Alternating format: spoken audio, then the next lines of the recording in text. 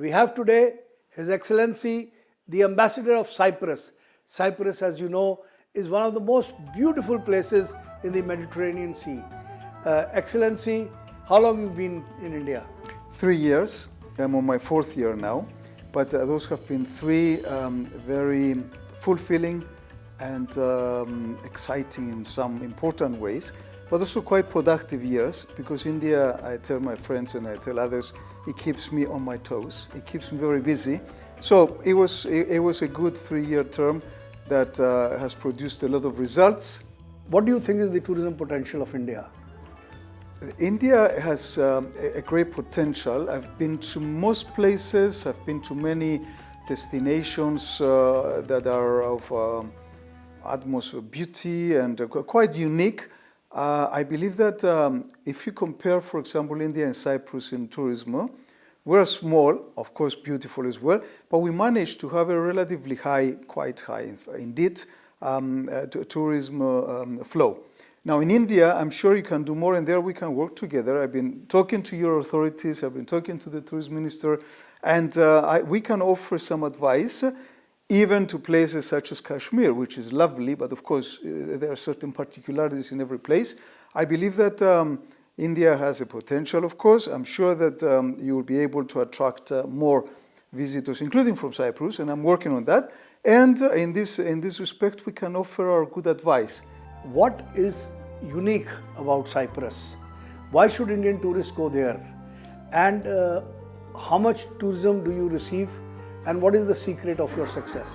Okay, Cyprus has several comparative advantages, the way I want to see it. Comparative advantage means that, okay, you have other destinations, including in the Mediterranean, including in that part of the world, islands, but Cyprus is very unique. I want to think of Cyprus as very unique. Why? Because we have 10,000 years of history.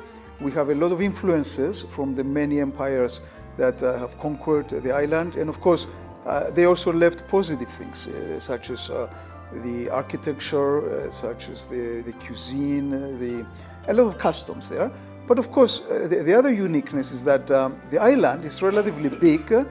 It has a great infrastructure, which means that the landscape is very diverse. You can go from the coast to the mountains, to the cities, to many other places in a relatively short distance, in a very, very good road system that can easily take you to places. Then we have a very unique ecosystem in the sense that if you go in the mountains, you find a special interest, either botanologists or the people dealing with the formation of the mountains. So quite interested in terms of specialized magazines that deal with botanical issues, with, as I said, the ecology, the flora and fauna. Essentially, you have a lot of unique structure on the mountains there. From the volcanic activity, it has left Cyprus, this island, with a very specific richness when it comes, for example, to and I forget the word now, this specific science of rock science, or the study of, yes, the geological surveys have put Cyprus in a very specific mark. Then we have the cleanest water in the Mediterranean, in some of the cleanest in the world. Why? Because we take care of it, but also because we are naturally, let's say, blessed to have that. And then you have the mythology there. There's a lot of association between the mythology, in particular Greek mythology, and Cyprus, the island of beauty and Aphrodite. Then the island of saints, a lot of the saints coming from the Holy Lands after Christ.